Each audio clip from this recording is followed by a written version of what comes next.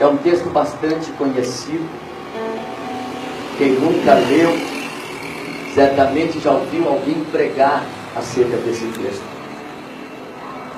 Acredito eu que 99% dos que estão aqui já ouviram falar acerca desse texto. Pastor, eu nunca ouvi alguém pregar, mas já ouvi alguém cantar a história do bom samaritano. É uma das parábolas, é bem certo que não poderíamos chamar isso de parábola, porque 90% de alguns estudiosos vai dizer que isto foi um fato que realmente aconteceu. Essa história foi literal, não foi uma parábola, realmente aconteceu essa história. O Henry Wisby vai dizer que essa história é verídica, a história do bom samaritano. Quem nunca ouviu falar desse texto, é um texto, por certo, muito lindo, que conta a história que Jesus estava no auge do seu ministério. O Dr. Lucas, que era um historiador, Lucas não presenciou os fatos estando com Jesus, não. Lucas, ele procurou detalhes, ele procurou os homens que participaram da história de Jesus e relataram a Lucas o que havia acontecido naqueles dias. Lucas foi escrevendo, e ele escreveu 2 livros, o livro que traz o seu nome e o livro de Atos dos Apóstolos. Lucas começa a narrar a história do Senhor Jesus. Jesus estava no auge do seu ministério, Jesus estava curando, Jesus estava libertando, Jesus estava fazendo maravilhas no meio do povo. Alguém diria: este aí é aquele que vai nos libertar do jugo de Roma. Alguém vai dizer: esse daí é aquele que vai trazer a paz a nós novamente. Alguém diria: esse daí é aquele que vai romper as muralhas e vai nos dar de novo, a nossa independência. Mas Jesus, ele veio estabelecer um reino espiritual. Dr. Lucas vai narrar essa história e vai dizer que um homem se aproxima de Jesus, o intérprete da lei. Quem era o intérprete da lei? A Bíblia vai dizer que no período do cativeiro babilônico, os sacerdotes, aqueles que foram escolhidos por Deus, eles haviam se distanciado da presença do Senhor. Os sacerdotes haviam esquecido e deixado os preceitos do Senhor. Levantou-se homens que fizeram aquilo que era para os sacerdotes fazer, porque os sacerdotes, em uma de suas funções, 2 delas, ele tinha que preservar a lei, e a segunda, ele tinha também que interpretar a lei e copiar a lei. Mas como eles haviam se distanciado dos caminhos do Senhor, como eles haviam esquecido a presença do Senhor e deixado de lado a presença de Deus, levantou-se homens que fizeram 3 coisas. Esses homens é chamado de escribas. Eles preservavam a lei, eles faziam com que a lei fosse guardada e protegida. O segundo ofício desses homens, eles eram doutores da lei. O que é ser doutores da lei? Havia vários discípulos que o seguiam, havia vários discípulos que estavam ao pé deles, porque eles, como doutores da lei, eles interpretavam a lei para aqueles discípulos, eles ensinavam a lei para os seus discípulos, chamado de talmidim. Mas a sua terceira função também era intérprete da lei. Eles tinham que buscar para interpretar a lei e assim ensinar nas sinagogas, porque eles também serviam como juízes do sinédrio. Esse era o escriba, e está aqui o intérprete da lei. O Dr. Lucas vai dizer que ele se aproxima de Jesus. Jesus está fazendo vários milagres. Jesus está curando o paralítico, Jesus está curando o cego, Jesus está fazendo o coxo levantar. E de repente alguém se aproxima dele, cutuca ele e diz: mestre, O que hei de fazer para herdar a vida eterna? Ele chega com uma pergunta, mas como assim? Ele era intérprete da lei, ele era doutor da lei, ele era o escriba e conhecia a lei do começo ao fim, ele esmiuçava a Torá. Então Jesus olha para ele e vai dizer: o que está escrito na lei, como interpretas? E ele vai dizer: eu conheço a lei, eu obedeço a lei. Jesus olha para ele e diz: a lei está dizendo, amarás o teu próximo como a ti mesmo. Você tem que amar o seu próximo. Primeiro amará a Deus com toda a sua força, com todo o seu entendimento, e depois amará o seu próximo como a ti mesmo. Então Jesus responde a pergunta do intérprete da lei, mas em seguida ele logo questiona Jesus novamente, dizendo: mas quem é o meu próximo? Porque o próximo dele eram os amigos, os companheiros, a família. Esse era o próximo que ele achava que era. E quando ele questiona Jesus acerca de quem é o próximo, Jesus vai contando uma história. Jesus vai dizer que certo homem descia de Jerusalém para Jericó, e no meio do caminho ele foi apanhado pelos salteadores. Os salteadores os pegaram, bateram, machucaram, espancaram, judiaram daquele moço. E o doutor Lucas vai dizer que ele ficou no chão como morto. Esse fato é uma história verídica, porque realmente existia essa estrada muito perigosa. Porque segundo alguns historiadores vai dizer que quando Herodes construiu o templo para os judeus, ele chamou muita gente para trabalhar, abriu muito emprego para muitos homens trabalharem na construção do grande templo que Herodes levantou. Mas quando o templo terminou de ser construído, Herodes dispensou todos e disse: o templo está pronto, eu não preciso mais do trabalho de vocês. Então muita gente ficou desempregado, não achava emprego, e eles ficavam nessa estrada, roubando os homens para sobreviver. E esse homem veio descendo, pegaram ele, espancaram ele, deixaram ele caído no chão. Mas Jesus vai afirmar que de repente vem descendo um sacerdote. O sacerdote, ao ver o homem caído no chão, Jesus vai dizer que esse sacerdote, ele passa de largo. Ele olha o homem caído no chão, mas ele passa de largo e segue o seu caminho. O levita vem descendo também pelo mesmo caminho. Ele olha o homem caído no chão como morto, e ele não se aproxima do homem, ele passa de largo e vai embora. Mas vem descendo o bom samaritano. Samaritano não conversava com judeu, judeu não conversava com samaritano, porque quando a Síria invadiu a nação de Israel, que capital era Samaria, eles levaram o povo cativo e trouxeram outras nações para habitar em Samaria. E os judeus casaram com mulheres estranhas, mulheres de outras nações, e eles se tornaram uma nação mista. Então os judeus queriam ver o demônio, mas não queriam ver o samaritano. Mas o samaritano vem descendo, quando ele vê o homem caído no chão, a Bíblia diz que ele se aproxima do homem, pega o homem nos braços, joga o homem na sua caminhada, e ele ajuda aquele homem. Eu confesso aos irmãos que eu já ouvi tanta gente pregar em cima desse texto.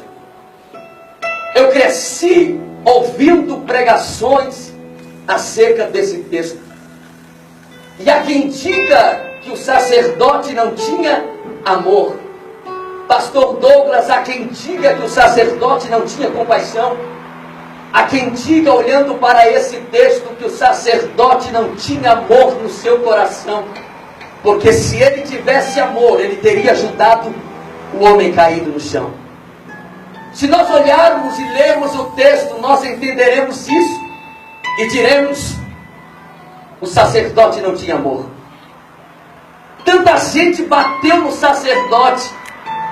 O Henry Wisby vai dizer que a pior coisa de se fazer com o texto é transformá-lo ele somente em alegoria, dizendo que o sacerdote representa a lei, que o levita representa o sacrifício, que o bom samaritano representa Jesus, que o homem caído representa o homem, que aonde o samaritano levou Jesus para aquele lugar aonde poderia ajudar o homem caído no chão.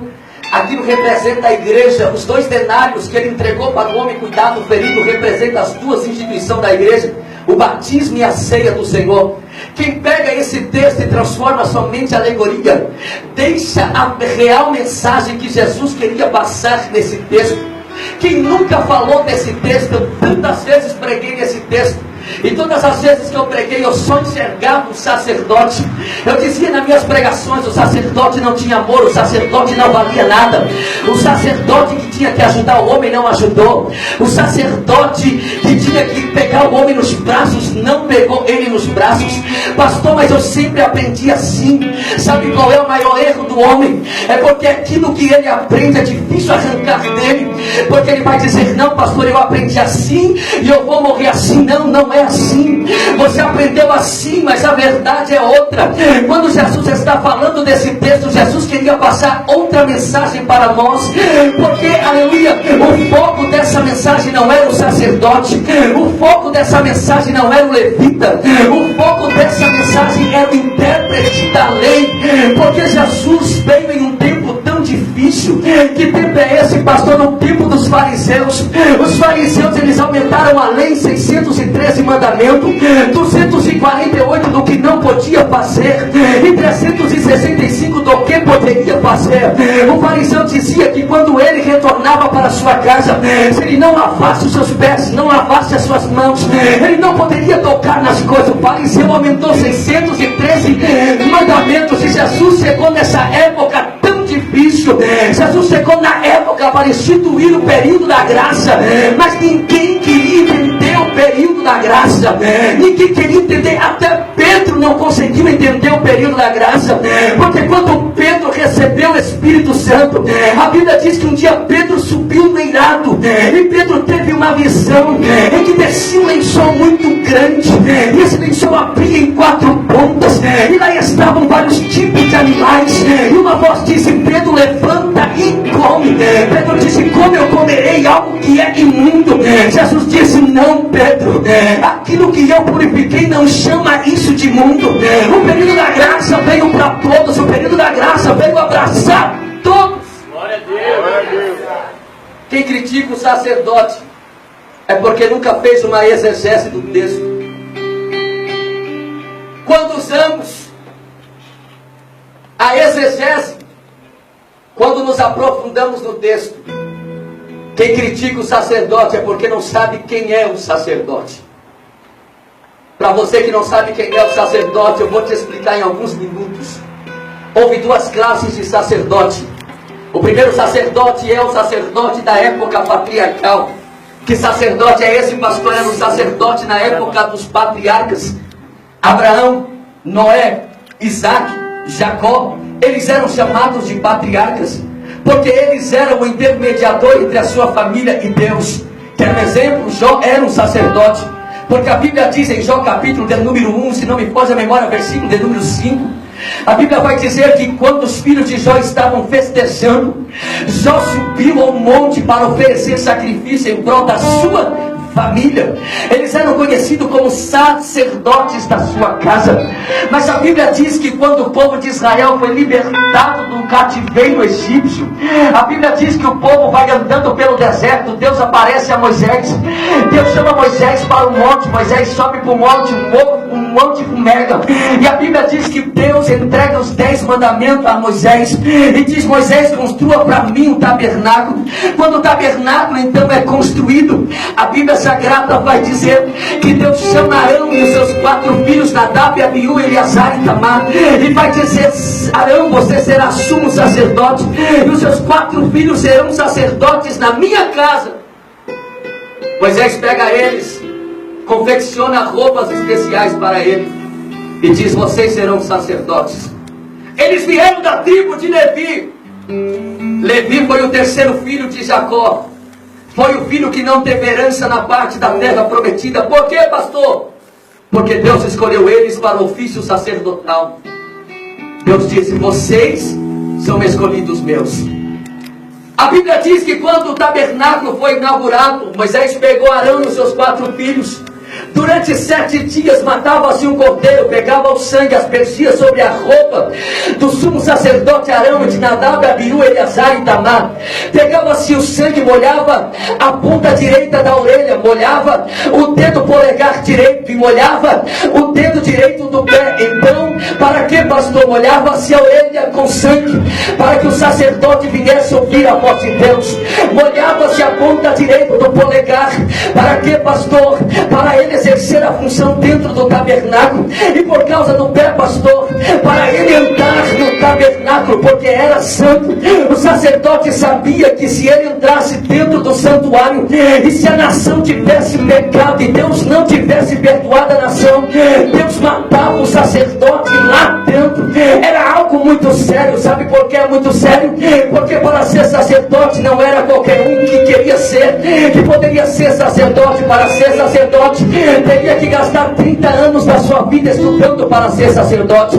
Para ser sacerdote teria que ser da tribo de Levi, e teria que ser escolhido por Deus. Para ser sacerdote teria que se consagrar, teria que dedicar a sua vida na presença de Deus para ser sacerdote. Mas a Bíblia diz que muitos deles não levaram a sério o que é sacerdote.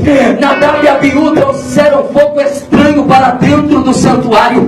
Quando eles trouxeram fogo estranho, eles disseram: vamos trazer, colocar fogo no altar do incenso. Quando eles colocaram fogo no altar do incenso, a Bíblia diz, o historiador Kevin Conner vai nos afirmar, que desceu um fogo do céu, matou os 2 dentro do átrio e disse: aqui vocês não fazem aquilo que vocês querem fazer, porque aqui tem princípios. Sabe o que eles fizeram? Eles desobedeceram a Deus, eles desobedeceram princípios. Sabe por quê? Sabe por que o homem começou a viver debaixo da lei? Porque o homem quebrou o princípio. Sabe por quê o homem começou a viver debaixo da lei? Porque o homem quebrou aquilo que está na Bíblia, o princípio. Quer um exemplo? A Bíblia diz que quando Caim matou seu irmão Abel, ele quebrou um princípio. Por isso que Deus disse: não matarás. Por que Deus disse não matarás? Porque Caim matou Abel. Ele quebrou o princípio. Quando se quebra o princípio, o homem começa a viver debaixo da lei. Por exemplo, nós estamos no período da graça, mas quando você peca, quando você erra, quando você falha com Deus, você volta debaixo da lei. Sabe por quê? Porque você quebrou um princípio. Porque quando Cristo veio para essa terra, Jesus veio trazer o princípio de novo para o homem. Nós não vivemos debaixo da lei, não. Nós vivemos debaixo da graça. Sabe o que é isso? Nós estamos em cima da lei. A lei está por debaixo dos nossos pés. Mas quando nós quebramos o princípio, a lei passa por cima de nós e nós ficamos debaixo da lei. Eles quebraram um princípio, mas eu disse: não, Arão, a minha casa é casa de santidade, a minha casa é casa de louvor, a minha casa é casa de adoração, a minha casa é casa de louvor, a minha casa é casa de dar glória, a minha casa é casa de dar aleluia. Você não veio aqui para mostrar sua roupa bonita, você não veio aqui para mostrar o seu terno novo, você não veio aqui para mostrar sua saia nova, você não veio aqui para mostrar o seu sapato novo, não. Você veio aqui para adorar aquele que vive e reina para todo sempre. Quando Jesus chegou no templo, Jesus disse: a minha casa será chamada casa de oração. Os homens estavam metendo bombas, os homens estavam negociando. Jesus chegou, pegou a mesa dos campistas, jogou para cima e disse: aqui não, porque aqui está escrito que essa casa será chamada casa de oração. Aqui não é lugar para você bater papo, aqui não é lugar para você brincar, não. Aqui é lugar de santidade, aonde o céu se abre e a glória de Deus desce. Quem entende, levante a mão, dê glória para ele. Eita, meu Deus! Deus disse: Arão, eu quero santidade na minha casa. Oh, aleluia! Ser sacerdote era algo tão de prestígio que muitos quiseram ser sacerdote. Só porque a terra abriu e engoliu Corá, Datã e Abirão.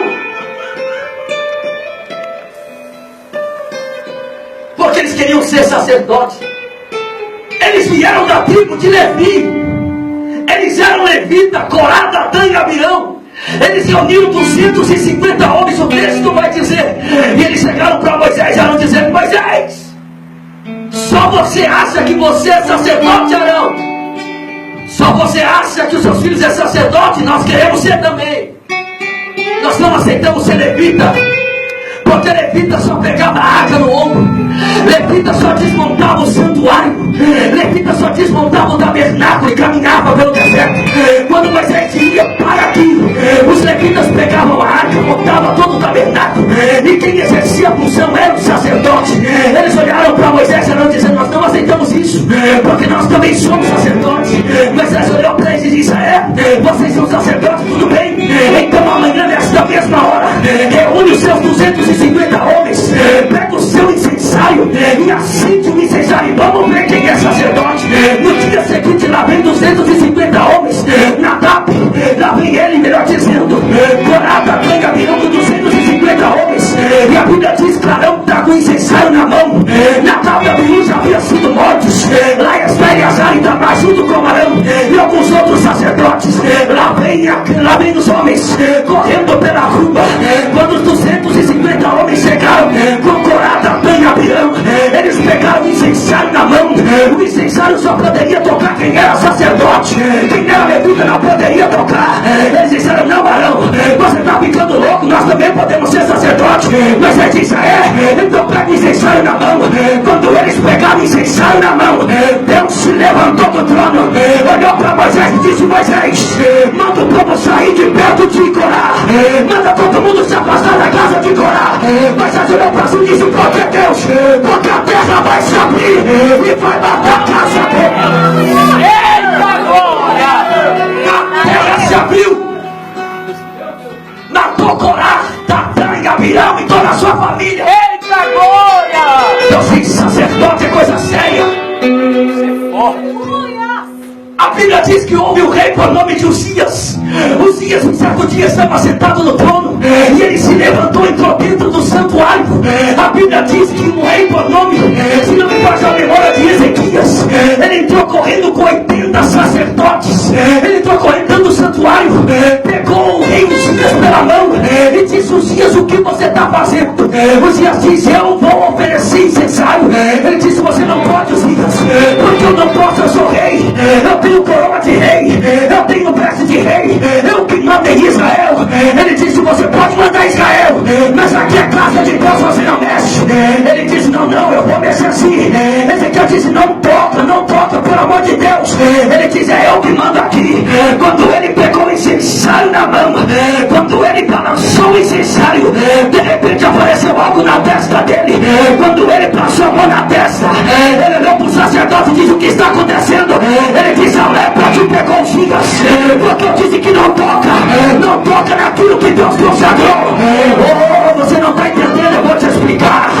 Você acha que subir aqui em cima, pegar nesse microfone, aleluia, de qualquer jeito, de qualquer maneira, você acha que subir aqui, pegar o microfone, cantar, louvar, pregar, isso é coisa séria, isso é coisa séria. Se Deus fosse conivente com o pecado, Deus não teria Ananias e Safira no tempo da graça. Se Deus quiser, ele ainda mata, porque ele é Deus, ele é Senhor. Ora na cantora, quem é sacerdote de Deus aqui nessa noite, abra a tua boca, levanta a tua mão direita para o céu e manda a glória para Jesus. Diga para o seu irmão: sacerdote, coisa séria. Sabe por que o Espírito saiu da filha de Saul? Pastor, porque Saul foi desobediente? Não foi só isso. Sabe por que o Espírito saiu de Saul? Porque Saul quis ser sacerdote. Somente um poderia ser rei e sacerdote, era Jesus. Não poderia ser rei e sacerdote a mesma pessoa. Rei, profeta e sacerdote, somente Jesus poderia ser. Mas lá vai Saul, rei de Israel. Lá vai Saul, bambam branco, coroa real. Venceu a guerra, pegou as ovelhas. E a Bíblia diz que Samuel começou a se demorar. Ele diz: não vou esperar Samuel. Vamos aqui oferecer um sacrifício. Só oferece sacrifício quem é? Sacerdote. Quando ele ofereceu sacrifício, querendo ser sacerdote, Samuel chegou no arraial, olhou ele oferecendo e disse: Saul, a partir de hoje o Espírito se apartará de ti, porque você não é sacerdote para oferecer sacrifício. Quem você acha que você é, Saul? Sabe como Saul morreu? Saul morreu consultando uma feiticeira. Saul morreu na guerra. O seu moço disse para ele: Saul, não se mata. Ele disse: pega a espada que eu vou se matar. Cuidado, meus irmãos, aqui é santuário de Deus, aqui é casa de Deus. Cuidado, cuidado por onde você anda, cuidado com quem você fala, cuidado com quem você conversa. Não adianta você ficar na roda dos escarnecedores e depois vir pra cá querendo na glória, se ajudar no meio do arraial. Não, não, não. Cuidado, porque Deus pode te pegar a qualquer momento, porque a casa dele é lugar de adoração. Meu Deus, meu Deus.